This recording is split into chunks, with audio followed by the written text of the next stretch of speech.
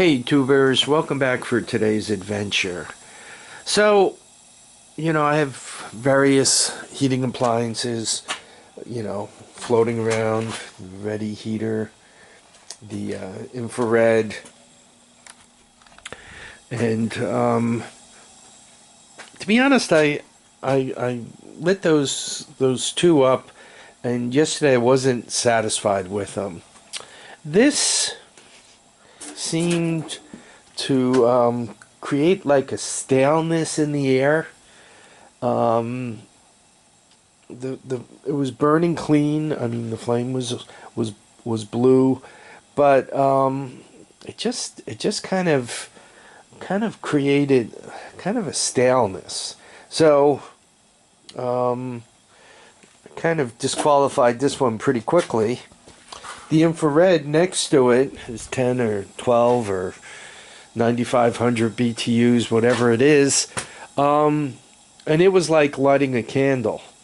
Um, it just didn't give me much heat. So that wasn't working out. And the two of them put together, quite honestly, I was burning a lot of propane. And, I just they were taking up a lot of space, and quite honestly, having flame near the ground is not a good idea, because should any gasoline or anything like that spill, the vapors kind of hang out near the floor, and vapors near the floor and a source of ignition, bad combo. So given all that, I'm thinking, that's not working, that's not working. I have the propane heater standing upright right there, and I looked at that, and I really don't have any wall space. My buddy Calvin suggested putting it on a cart and pushing it around with that, but I have a tendency to, every time I have a cart, I end up piling a bunch of junk on it, which means every time I wanted to light up the heater, I would have to unload the cart. Good suggestion, but not one of those things that I'm good at. So as I was kind of going through it, I picked this up. I think it was at one of the Stormvilles, maybe spring Stormville last year. Yeah, it wasn't in the garage long, so maybe I picked it up in the spring of last year. The person I bought it from won it, at a drawing at a local hardware store. And he didn't want it. He actually wanted the barbecue, but he didn't win the barbecue. He won the patio heater. So he had no use for it. I think I gave him, I don't know, 40, 50 bucks for it. 40. I seem to be remembering 40, or I tried to give him 40 and he held out to 50, and I came back and gave him the 50, something like that, 40 or 50 bucks. And you guys can see what it is here. They make these things in China. And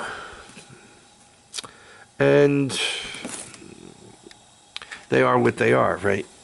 So, obviously you put a propane tank in the bottom. I think you could kind of see these little wheels on the back of it. So you could kind of like tilt it and roam it and roll it to where you want it. And there it is. So this thing is good for about 40,000 BTUs according to the box. And, I'm all big on these calculations. So a 20-gallon propane tank has between 4 and 4.8 gallons of propane in it. And you might say, well, what's the difference? I was looking at some stuff on the internet last night, and somebody actually went through the trouble of weighing their tank and getting their tank filled at various places. The big box stores, the places, like at the gas stations where you got that little cage that they lock and unlock for you and all that. And after they spent some time, they found that some tanks had, some of the places filled the tanks to 4 gallons, some of them filled it to 4.8. Anyway, I have a person if you own your own tank and you bring it in to be filled, he charges you $10. You pay him cash, and you walk away happy. So I don't know. Am I getting 4? Am I getting 4.8 gallons? I actually have to weigh the tank to figure that out. My guess is, given that it's only $10, I'm only getting 4 gallons, so I'm paying $2.50 a gallon for propane. Each gallon of propane is good for 91,000 BTUs, which means this thing burns just under a half a gallon an hour. So that 40K per hour. So one of these, $10 tanks should last me between 9 and 12 hours, once again, depending on is it 4 or is it 4.8. So it's costing me about $1 an hour to run this thing.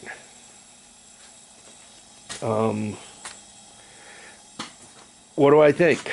To be honest with you, I kind of like it.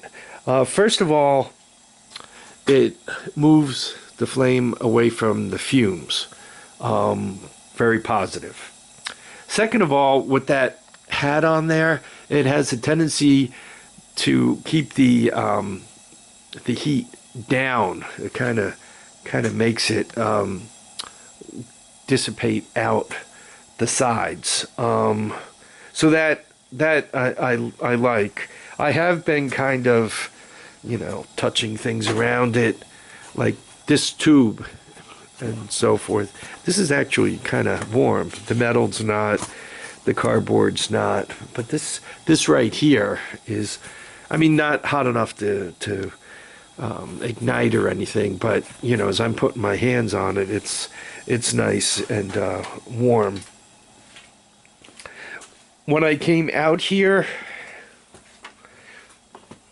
it was right around freezing. It's still right around freezing, and you can see this is probably about 9-10 feet away, and we're up to 47.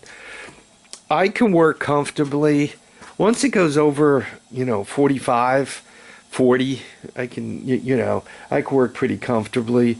As we're approaching 50, I'm getting ready to take off my sweatshirt. Then I could actually move around and work fairly well in here.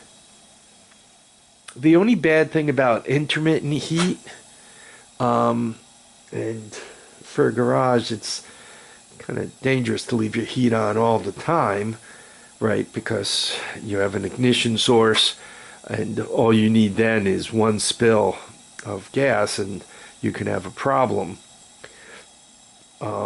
But the bad thing about not having the heat on all the time is kind of everything you touch is cold. Like, that's really cold. And as I move myself further away from it, it's going to work. The metal's going to get closer and closer to freezing. When I came in here this morning, right, the water bottle froze, so I got it, 16 degrees above that. I got out here and I had to build this thing, and so I had those two lit. But when I first lit this thing, you kind of have the oil on it from fabrication, so it smoked a little bit. So I had to open the whole place up again and air it out. So I guess it's, been running probably about an hour and a half. So not bad. I'll take 47. This one over here says it's 46.4. So, that's a good distance away. There's stuff between it and the heater. For those of you who worry about me not getting enough air, there's plenty of air gaps here to let the air in. As a matter of fact, I'm debating how much of these to close up. I guess before I really do anything, what I should do is get a carbon monoxide tester in here and check it out. I think if you're running an appliance, most of the carbon dioxide has a tendency to hang out near the floor. So I think that's where I'm going to test. Though if I get one with a digital readout on it, I could kind of move it around a little bit and see what it says. Because if carbon monoxide is building up near the floor, one doesn't want to, bend over to work on a bike or anything and get overcome and just fall over. Though, once again, there's, I think you guys could see it. There is air coming in, right? Today is kind of a still day, so the air is not, blasting in, but I can feel that it's colder over here, so there is air coming in. So right now, this is my garage heating solution in the land of pluses. It's fairly compact. There's no hose to trip over. The flames up high, away from vapors. The hat radiates the heat back downwards, which quite honestly feels good. This thing is one of those, has the, as you push it in and turn it on, it does the click thing, which, shakes the crystal, and the crystal fires off a little spark, which, gets the gas going. I'm happy with it. For a $40 solution, it seems to be a good solution for heating this place. What I would like to do is, my pellet stove in the house is over 20 years old now. It's 22. I would really, really like to replace that, upgrade that, and perhaps move that out here.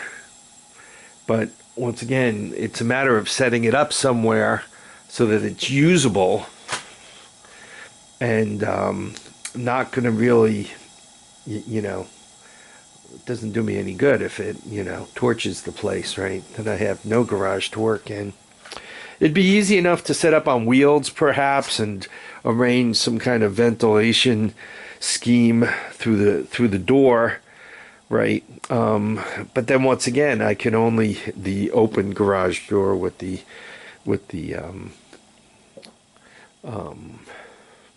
vinyl, right? Arrange it, perhaps set it up over here or something. I don't know, but once again, I personally would like to let it run all the time, even if it's running at a fairly low rate. Once you get the place warmed up, if you could go down to a feed rate of a pound an hour, which is 8,000 BTUs an hour, which means a bag of pellets will last you 40 hours at a cost of $5. It's closer to 10 cents an hour. But if that could just maintain the place once you get it warm, keep all this metal warm, it could be worth that. So anyway, heating, garage heating, we'll see how we do. Any comments, suggestions? Anybody who used one of these and has a big warning, let me know, because I'd rather not find out the hard way. Once again, I'm deliberately, I'm not leaving it. I'm staying right here with it. But this is warm. I mean, it's not like hot, but if this were a warm towel and you were coming in from the cold, it would feel good to put this on your hands, right? I mean, none of this, obviously, you don't see me, pulling my hand back on, but, I mean, this is warm. This is becoming pliable, so there we are. Anyway, once again, what I'd love to hear your comments. Let me know what you think. If you like this video, please give me a thumbs up. If you don't, please tell me why.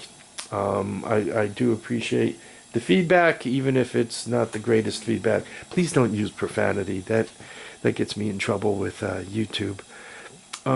Folks, please keep your feet down, keep your heads up, and get out and enjoy each and every day. Bye now.